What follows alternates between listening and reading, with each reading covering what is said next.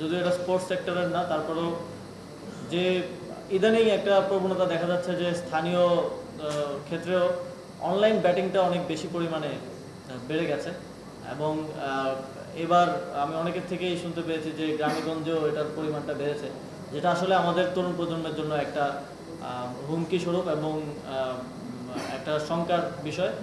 ইতিমধ্যে আমরা এর সাথে কথা বলছি, আমাদের স্বরাষ্ট্র মন্ত্রণালয় এবং আইন মন্ত্রণালয়ের সাথে কথা বলছি অনলাইন ব্যাটিংকে কিভাবে সম্পূর্ণভাবে জুয়া খেললে যেরকম শাস্তি হয় সেটার সাথে অন্তর্ভুক্ত করা যায়। এই সংশ্লিষ্ট আইন পরিবর্তনের লক্ষ্যেও কাজ চলছে।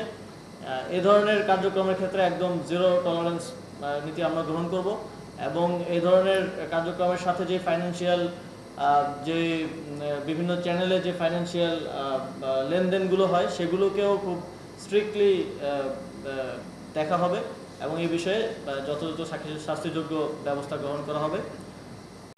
ফিক্সিং একটা গ্লোবাল প্রবলেম এবং ফিক্সিংয়ের ব্যাপারে আমরা এর মধ্যেই বিসিবির সাথে কথা বলেছি, যেমন divisional first division, second division, third ডিভিশনের ম্যাচগুলোতেও ফিক্সিংয়ের অনেক অভিযোগ আসে।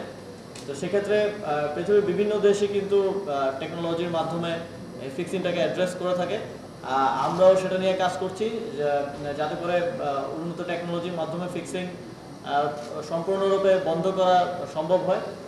বিসিবি, বাফুফে, আমাদের যে ক্রীড়া ফেডারেশনগুলো আছে তারা এটা নিয়ে কাজ করছে। এটা এই কনসার্নটা আমাদের দিক থেকে না, এটা স্বরাষ্ট্র মন্ত্রণালয় থেকে আমাদেরকে জানানো হয়েছে যে বিভিন্ন জায়গায় শুটিং ফেডারেশনের যে অ্যামিউনেশন এবং শুটিং ফেডারেশনের অ্যামিউনেশন রাখার যে জায়গা সেখানে হামলা করে সেখান থেকে অস্ত্র লুটপাট করে নিয়ে গিয়ে জুলাই গণঅভ্যুত্থানে ছাত্র জনতার উপরে ব্যবহার করা হয়েছে। এই কনসার্নটা আমাদের কাছে এসেছে সরাসরি স্বরাষ্ট্র মন্ত্রণালয় থেকে এবং সেই জায়গা থেকে আমরা আরও ফার্দার এটা ইনভেস্টিগেশন করবো যে কোথায় হয়েছে এবং কতটুকু হয়েছে। ইতিমধ্যে আমাদের কাছে একটা প্রাইমারি রিপোর্ট আছে স্বরাষ্ট্র মন্ত্রণালয়ের এবং সেই জায়গা থেকে আমরা দেখছি যে সামনের দিনে যেন এরকম সেন্সিটিভ যে ফেডারেশনগুলো আছে সেখানে এমন কোনো লিডারশিপ না আসে যারা আবার এ ধরনের কোনো কিছু ঘটাতে সহায়তা করতে পারে।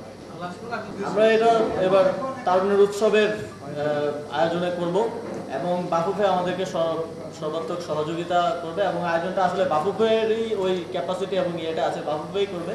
তবে যাতে করে আরও বড় পরিসরে আরও এঙ্গেজমেন্টটা যাতে আমরা বাড়াতে পারি সেই জায়গা থেকে যুব ক্রীড়া মন্ত্রণালয় সর্বাত্মক সহযোগিতায় থাকবে।